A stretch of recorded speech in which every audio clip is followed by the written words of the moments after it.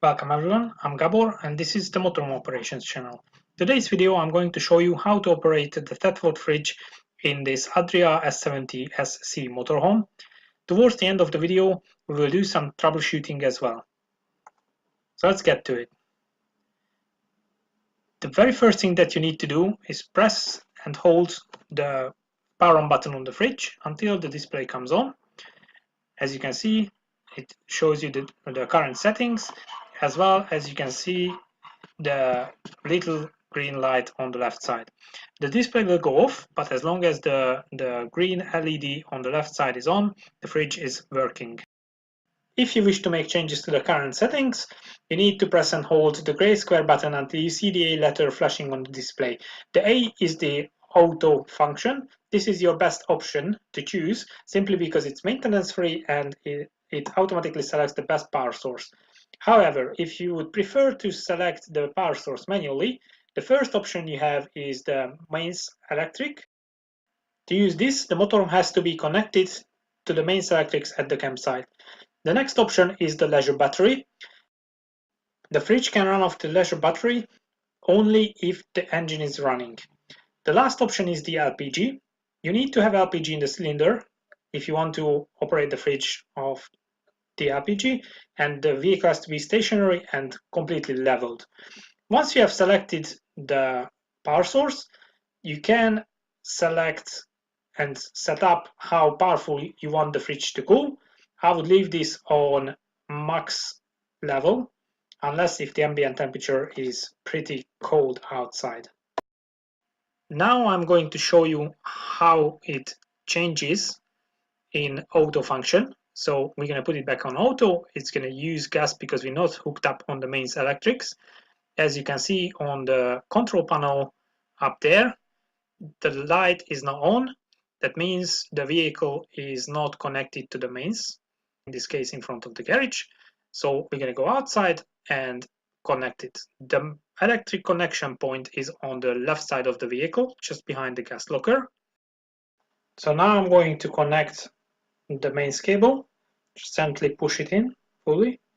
And by the time I walk back to the motorhome, walk back inside, on the control panel we should have the LED light on, which says the motorhome is connected on the mains, it's recognized.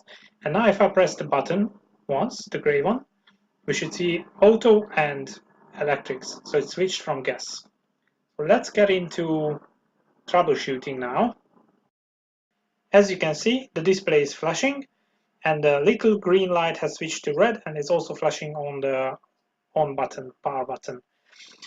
As you can see, the gas is selected as the power source.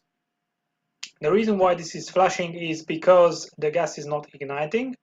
So if you 100% sure that the vehicle is leveled, the engine is not running, then there will be a problem with the gas supply. So we're going to go outside and have a look at the gas locker. The gas locker is located on the left side of the vehicle, just in front of the mains hookup point. So just open the door, have a look at the cylinder. The cylinder has to be at least 1/3 full with gas in order to make the system work. The dial on top shows you the amount of gas you have in there, but you need to be careful because it rotates exactly 360 degrees around. So which means that if the gas shows full, it could be empty. The next thing is the isolator tap. It's switch turned off when it's fully turned to clockwise.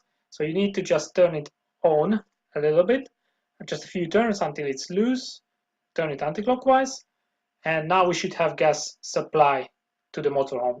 If we don't have it, the last thing that we can check is the crash valve. The crash valve is located just next to the cylinder on the right side. There is a green button there that I'm just pressing in with the key. This is the reset button. You need to press it in and press it for 15 seconds. Once that's done, we walk back in the motorhome and have a look at the fridge again. As you can see, the display is still flashing. So what we need to do is reset the fridge system. We need to turn the fridge off and then turn it back on again. And once we've done that, as you can see, the display is green, the small LED light is green as well. So now we have an up and running fridge again. I hope you enjoyed the video. There will be more coming after this. Thank you.